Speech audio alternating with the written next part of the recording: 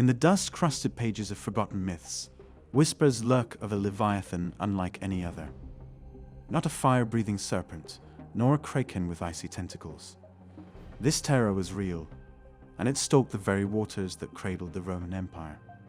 Sailors spoke of it in hushed tones, fear flickering in their eyes. A colossal whale, older than the Colosseum, had its skin etched with barnacles like ancient runes. But this wasn't your gentle giant munching on krill. This was a predator, a silent reaper with a taste for iron and wood. Legends paint it as a leviathan from the Book of Enoch, a fallen angel cursed to roam the deeps. Its bellows, they said, could summon storms. Its weight could swallow galleys whole. The very sea trembled at its approach. Was it a myth or something far more sinister?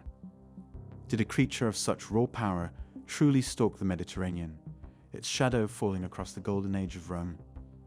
Prepare to dive into the murky depths of history, where myth and reality become as tangled as seaweed on an anchor. We'll sift through the whispers of terrified sailors, track the ripples of forgotten accounts, and hunt for the truth behind the leviathan that haunted the Roman Empire. It is said that people know more about space than they do about the ocean. It may not seem likely, but over 95% of the ocean has never been studied. For something so close to home, that seems impossible. It's common for creatures from the ocean bottom and deep depths that wash up on the beach to look like monsters. They have weird skin, big eyes, big teeth, or a body that can't quite be described. Moby Dick is a monster fish that is well known for being scary. But what if there was a mean whale thousands of years before Melville wrote? This is the story of Porphyrios, the first story about a whale that did bad things. And Porphyrios was real, not like the white whale. Before Herman Melville's famous book Moby Dick, or The Whale, came out in 1851, the people of Constantinople had to deal with their own huge whale that ate ships.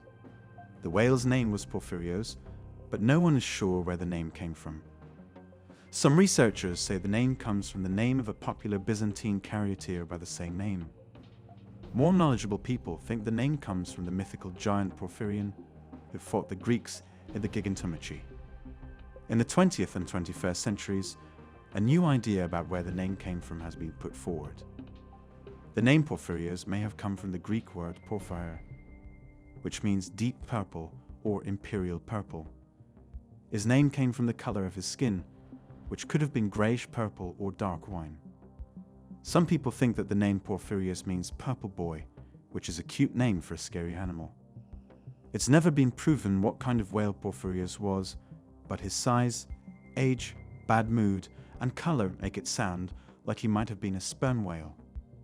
You can find sperm whales in all seas, from the poles to the equator, as long as there is deep water without ice.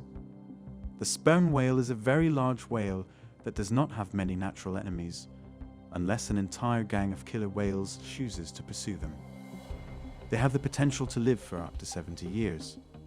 On the other hand, there is a possibility that Porphyrios was not a sperm whale, but rather an orca of unusual size. Based on the typical behavior of sperm whales, it is possible that Porphyrios was the orca that was considered to be particularly large. The Black Sea is home to a small population of sperm whales due to the fact that the entrance is too shallow for them to remain alive. On the other hand, orcas may be found in the Black Sea. The Byzantine historian Procopius, who flourished in the 6th century, is the source of Porphyrios. According to his history of the wars as well as his secret history, the whale is included. In the account of Procopius, Porphyrios was described as a massive creature that measured 45 feet in length and 15 feet in width. Until the Middle Ages, people were unaware of what a whale was or the several species of whales that existed to begin with. Because of this, people used to believe that whales were monsters of the water. According to Procopius, Porphyrios had a terrifying presence for more than half a century in the vicinity of Constantinople. When it was in the Black Sea and the Bosporus Strait, the whale was often seen just below the surface of the water. However, it frequently traveled to new locations for extended periods of time. According to some accounts, large whales are known to attack and kill fishing vessels. Nevertheless, Porphyrios is said to have attacked any vessel he desired. There is a possibility that Porphyrios would attack ships that are utilized for fishing, commerce, and perhaps war. All of the troops who were on ships in the vicinity were terrified of the enormous whale, since Porphyrios had a reputation for deliberately wrecking and sinking ships at random. The fear that people had of Porphyrios was so great that ships would often take various courses in order to avoid the sea, where it was believed that the whale would be swimming. Because the whale was causing such a great deal of damage and noise, Emperor Justinian, I made it quite obvious that it needed to be captured in order to safeguard the ocean where ships were traveling. Unfortunately, Justinian and the other fishermen in the vicinity are unable to find out how to capture the enormous sea monster Porphyrios. He was determined to destroy Porphyrios. The people of Rome were terrified of Porphyrios because of his favorite pastime, which was wrecking ships. There were further ways in which this dread was influencing their day-to-day lives. If the troops proceeded to battle, there was a possibility that they might encounter Porphyrios. By destroying the whole ship, he would reduce the number of soldiers available to battle. The issues that arose with commerce were detrimental to the economy. There was a risk that fishing ships might sink, and when they did, there was a reduction in the amount of fish that was brought on board for people to consume. According to the legend, it has been going on for 50 years, which is the reason why Justinian wanted Porphyrios to be apprehended and put to death. In the course of his pursuit of dolphins at the opening of the Black Sea, Procopius said that Porphyrios made a mistake by swimming too close to the beach. Porphyrios was in a tough situation, since the whale became stranded on the shore and had to exert a lot of effort in order to roll and flop its way back into the ocean. As news spread that Porphyrios was trapped on the beach, residents of the town hurried to the coast, equipped with weapons, in order to finally wreak their revenge on the monster that had been terrifying them for half a century.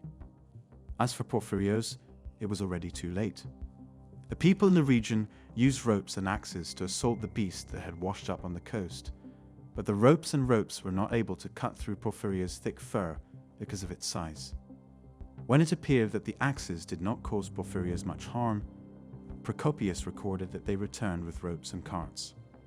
The locals who were close by then dismembered the large whale after hauling it further up the beach. On the beach, there were those who consumed the meat in its raw form, and there were also others who carried part of it home to utilize at a later time. The fact that the whale was no longer a threat in the ocean brought a great deal of relief to the people.